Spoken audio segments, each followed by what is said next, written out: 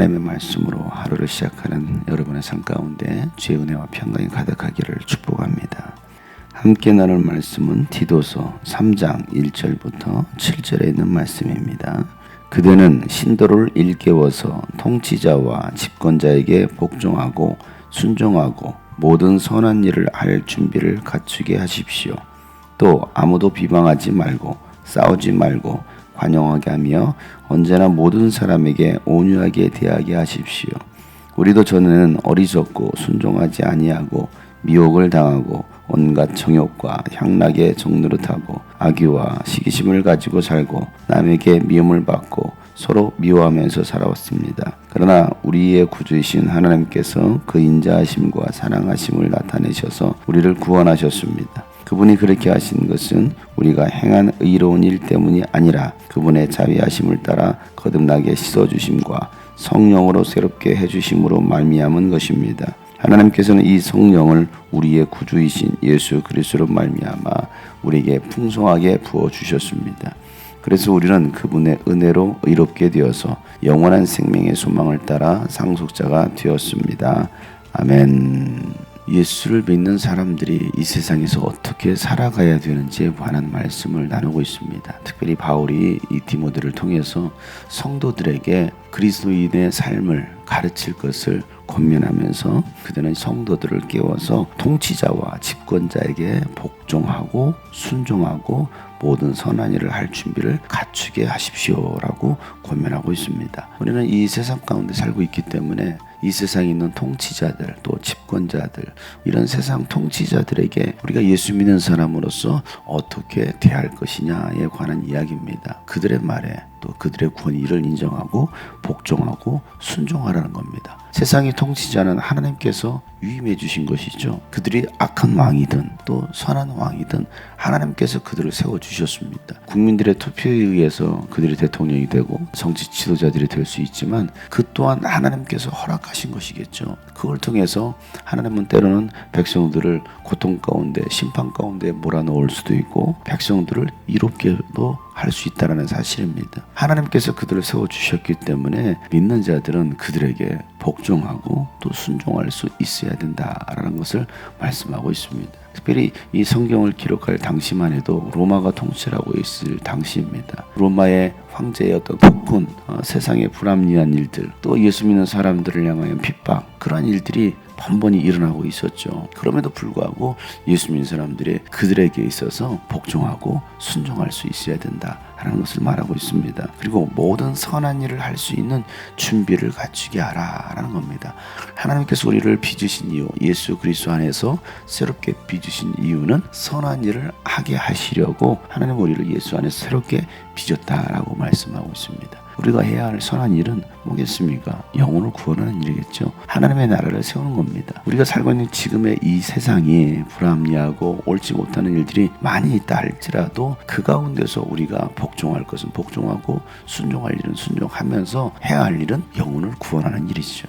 아무리 핍박이 있고 우리에게 고난과 어려움을 준다 할지라도 우리가 그들에게 복음으로 다가가지 않고 또 영혼을 구원하지 않는다면 우리가 구원받은 그 은혜를 잊고 살아가는 거예요. 그러면 적어도 구원받은 하나님의 자녀로서 해야 할 일은 뭐냐? 선한 일을 하고 영혼을 구원하고 그리스도의 몸된 교회를 세워가는 일들, 그 일이 우리가 마땅히 해야 할 일이라는 겁니다. 그래서 오늘 이와 같이 성도들을 깨우치고 가르쳐야 됩니다 라고 오늘 바울은 디도에게 이야기하고 있습니다.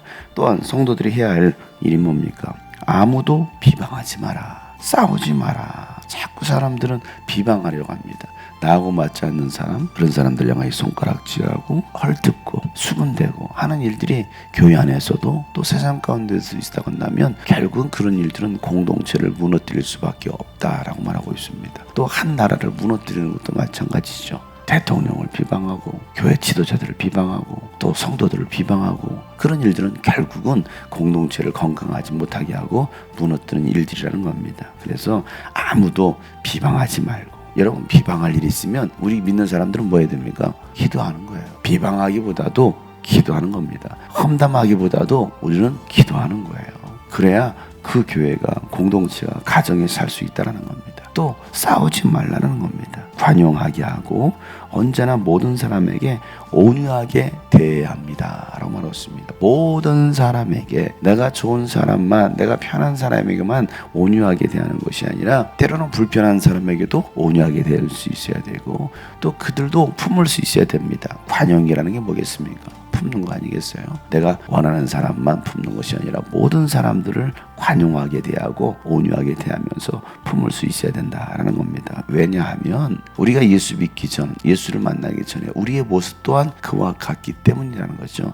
그래서 3절에 보면 우리도 전에는 이렇게 말합니다. 내가 예수를 만나기 전, 교회 오기 전 나의 모습은 어떤가? 어리석고 순종하지 않고 미혹을 당했고 온갖 정욕과 향락에 종노릇하고 악의와 시기심을 가지고 살았다. 또 남에게 미움을 받기도 하고 또 서로 미워하며 살았다라고 말하고 있습니다. 이게 우리가 예수를 믿기 전의 모습이었다고 한다면 이제는 예수 안에서 구원받은 하나님의 자녀이기 때문에 이제 어떤 모습으로 살아야 되겠느냐? 관용으로 온유하게 대하며 모든 사람들을 친절하게 대할 수 있는 예수 믿는 사람. 이제는 삶의 변화가 일어나는 것이죠. 예수 믿고 난 다음에도 여전히 세상적인 사람과 같이 이전과 똑같이 살아간다고 한다면 그 사람은 예수 믿지 않는 사람일 거예요. 교회는 다닐지 모르겠지만 종교인의 모습은 있을 수 있지만 그는 사실은 구원받지 않은 사람이라는 거죠. 우리가 예수 믿고 구원받은 빛의 자녀가 되었다고 한다면 이제는 변화된 삶의 모습이 있어야 된다는 것을 오늘 바울은